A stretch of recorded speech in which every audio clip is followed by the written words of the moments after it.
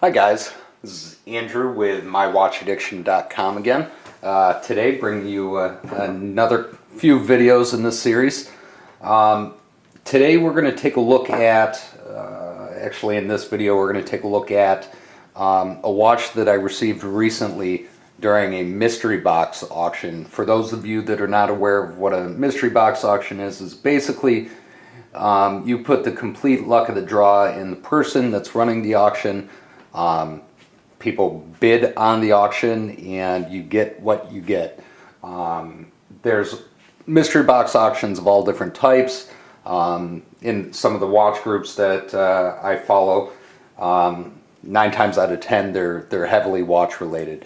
And actually with this last mystery box that I purchased, I got, I believe it was 5 different watches in it. So these next 4 or 5 videos will be covering those watches. So this isn't necessarily an unboxing video, but it's just highlighting some of the watches that I received during that mystery box opening. As always, we'll do a quick wrist check. It's the weekend, so of course I am rocking the Reactor Warp with rose gold and stainless steel. Again, this is my go-to watch because it's very, very comfortable, and this watch will take a beating without any issue. But today, to get into it a little bit here, the watch that we're going to take a look at today is the Citizen. Now, obviously, recognizing this isn't a brand new watch that I purchased, this is a used watch, and I fully expect that when you're dealing with a mystery box type situation. But this watch that we're going to talk about today is the Citizen Eco Drive. You can tell based on the box, this unit, without even knowing the model, without even looking it up yet, you can tell right away that it's, it's an older model. Citizen's boxes are typically made out of cardboard, especially the Eco Drive boxes. For those of you that are unfamiliar with the term Eco Drive, Citizen makes a watch that's basically solar powered. There's a solar cell behind the crystal that charges an internal capacitor and stores the energy. So it's very similar. I mean, it's primarily a quartz movement charged with a solar cell. But we can talk about that a little bit later. This guy actually is a titanium Eco Drive. So we'll get this guy out and take a look at it. Again, like I said, this is a used watch, so it's not going to be in perfect condition. Fully expect that. And realistically speaking, for what I paid for it, I'm not too worried about it. Get a close-up on the dial there. And like always, what I'll do is post up some still pictures as well as some shots of the loom. This is probably the first titanium watch that I've had. And the benefits of titanium in a watch is they're extremely light watch, and as you can tell from the thickness on this guy, it's a pretty low profile watch. This watch itself overall is a smaller diameter dial. This is only a 40 millimeter diameter case. Now, one of the things you'll notice though is a lot of that's taken up with the exterior edge and the bezel, and then the crown. But the dial itself, I'm gonna guess, is like maybe 37 millimeters. I really don't know for sure off the top of my head. But it's not an automatic.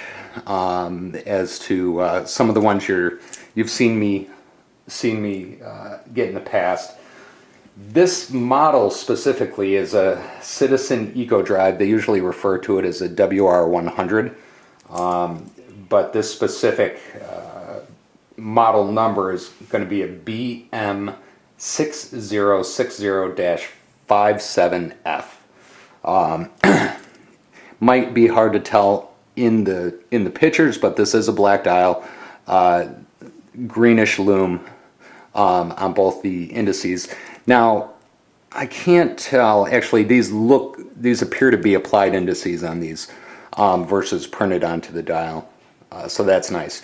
You've got the date indicator, which obviously I haven't set this watch yet, so it's still reading the wrong date, but it does have a date indicator at the 3 o'clock position. One of the interesting things about the Citizen Eco Drive watches is that, again, they're solar powered. However, when the battery runs down, or the capacitor, excuse me, the capacitor runs down in them, the only way you can tell on some of these watches is that the second hand, instead of doing crisp 1 second snaps, it's probably not the right word, but instead of advancing in 1 second increments, as the battery dies, the second hand will move to 2 second increments. One thing, actually, I do have something real quick that I want to show you guys that I found on Amazon that kind of goes along with this. It's perfectly fitting for this video. Is I have a couple Eco Drive watches. Now, you probably haven't seen all of them, but I have a stainless steel Citizen Eco Drive Navihawk, which as I get some time, I'll do a video on that one as well. But I do have a couple Eco Drive watches, and with the number of watches that I have, I don't get a chance to wear them all the time. So as things go on, the battery dies in them, or the capacitor slowly drains. But I was able to find this very nifty little gadget on eBay. It's basically, you're basically a USB cord plugs into this little base. Now, in this base, you've got a power switch, and actually, you can actually run this off of 2 AA batteries as well. I usually just run it via USB port, sorry. But in here, as you can see, there's a bunch of LED lights. And basically a rubber gasket that goes over top, so that what you can do, and I'll get this set up for you and plug it in my laptop so you can see it. What you can do is plug this guy in, and you can see right there we've got the LED functionality on. And then you just simply take your watch, drop your watch on top of it, like that, if you can see. And while it's sitting there, it's going ahead and actually charging the solar cell in the Citizen Eco Drive. I believe it is Seiko that also has a solar-powered watch. There's a couple other manufacturers out there that have solar-powered watches. These type of devices work the same on all of them. The nice thing about this, let me back up. I've actually seen a couple of different ways that people artificially charge their Eco Drive watches or their solar watch. Sometimes people use an LED flashlight. That works perfectly fine as well. The nice thing about this is it actually captures, you can see the grommet there, it captures all the light, and it really focuses the light onto the dial to make sure that it's charging efficiently. The problem with LED flashlights is that they tend to heat up. The bulbs in the flashlights tend to heat up. But with this guy, what I found is I can safely leave this little light basically on a watch 24 hours overnight without an issue, without the watch face getting hot, without the light itself or the assembly getting hot. And then I come back to a perfectly charged watch. Now, all the Citizens have different power reserve ratings. This guy, this WR100 itself, has a 180-day power reserve. So basically what that means is that if this watch is in complete darkness after being fully charged, there's 180 days worth of power stored in that capacitor. One other thing that I use this little device for, this light, is I also use this for taking my lume shots too, because as you can see, it also charges the lume at the same time. So it's kind of hard to see, but I'll show you some pictures of lume shots later. Really interesting little gadget, and it's cheap as hell. I bought it on Amazon. I think I paid like 20 bucks for it, maybe 25 bucks, something like that. And it's not something that I use every day, but I would say that a normal person, if they're not wearing their Eco Drive watch regularly, you might use this once every 3-4 months, depending on how much natural light that your watches are getting, where they're stored, that type of thing. The other thing I just wanted to point out real quick while we're talking through this, again, this is an older watch. Case thickness on this guy is 9 millimeters. So where I really foresee myself wearing this watch is with some of my dress clothes, either with a suit or under a dress shirt. The nice thing about, we've talked about this before, the thickness of the watch really affects how it's going to fit. I cannot wear my reactor too comfortably under a dress watch just because of the case thickness, but this is a watch that would be able to move and slide inside and out of my shirt cuff without too much of an issue. This guy is water resistant to 100 meters or 330 feet. Again, most water resistance is based on, it goes with the assumption that the case back has not been taken off, and that if it does have a screw down crown, that the crown is screwed down. I don't know if this case back has ever been taken off on this watch because it is an older watch. So personally, with any of my watches, I don't take my watches swimming. I don't put them in the shower. Outside of me running through the rain, if it's raining out, my watches don't see water at all. So the water resistance typically isn't too much of an issue for me. You know, as far as selling price of this watch, excuse me, these watches right now, Juma Shop here is where I'm looking. This watch on Juma Shop's going for basically 135 bucks. If I pop over to some of these other sites here, and of course I don't have any others loaded right away. Amazon has this watch for 150. So we're talking all right around the same price, 135, 150 bucks, depending on what it is. Now, one thing I have not done in any other videos, but I will in this one because I've gotten a lot of questions on it recently, is different watches, you size the bands differently. I haven't tried on this watch yet, so whoever owned this before might. Yeah, this watch is actually perfectly sized to me without even needing to resize it. But what I'm going to do is I'm going to take out one of the links for you guys on this watch, and I think I'm really going to add this piece to each of the videos going forward, primarily because my typical MO is I unbox a watch, yay, new watch, I learn about it, then what's the first thing I do after I shut off the camera? First thing I do is I resize the watch, make sure it fits me, or get it to fit my liking, and then I throw it up in my watch box, and then I go ahead and make these videos. It dawned on me that it doesn't make sense to not resize these watches right on camera, because sometimes it's handy to know. Now, each watch typically gets resized a little bit differently, but for the most part, they're generally the same with a little bit of caveats, and as we go forward, we'll talk about that. If you can see on the inside of this band right here, you see the arrows? The arrows are there to indicate which direction that you want to push the pin on the inside. Now, some watches have screw-out pins, others have push-out pins. It really depends on the watch and the band that the manufacturer used. But I have a cheap watch toolkit. I'll post up a link in the description, but I believe I got this one on Amazon again for maybe 15, 16 bucks. Real cheap. The tools in here aren't anything special. But then again, you really don't need anything special for changing the size on some of this stuff.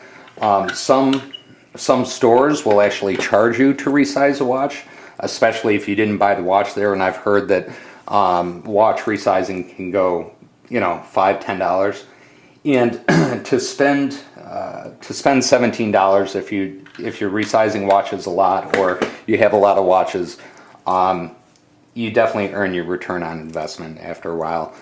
Typically, what I do if I sell one of my watches, I will put all the links back in to the watch so that the next owner can resize it any way they'd like.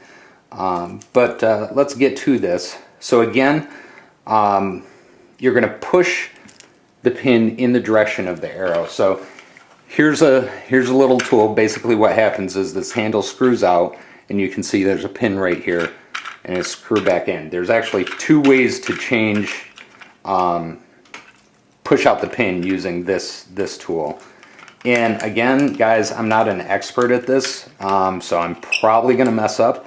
But this is just the way I've learned it, just through trial and error. So if you can see right there, I'll try and get a close up. What I did is I took the pin of the tool and put it right in the hole where the actual pin is from the watch, from the watch band. And then basically you make sure that on this side it's lined up with this hole right here, so when you push the pin out, it doesn't just push into the wall. You want to make sure everything's straight, because these pins can tend to break if you're trying to press too hard. But basically you just spin this handle and you hear it break away, or you feel it break away. So now, if you can see, we've got the pin of the watch actually through that open space here.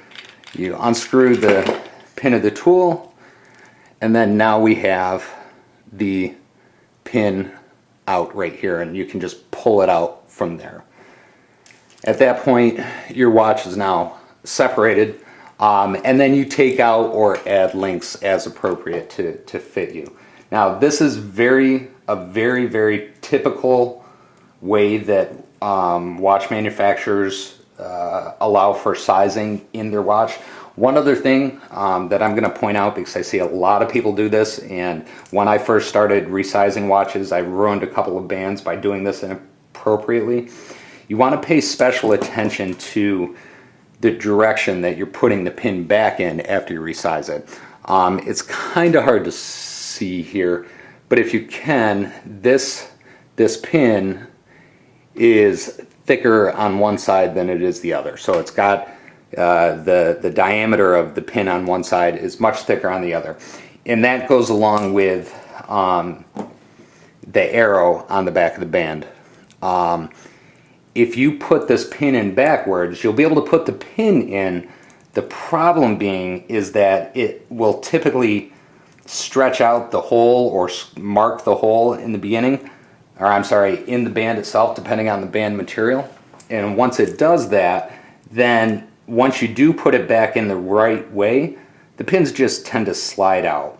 So because I pushed with the direction of the arrow in the past, now what I'm going to do is I'm going to just put the pin back in the opposite direction. You can see I put the pin back in there. It might be a little bit hard to see. What I do here is I usually just press it in as far as I can with a hand, just with my finger, until it gets to the point there's only going to be a very fraction of the pin sticking out. From there, there's usually a mallet or a small hammer or something that comes with the watch.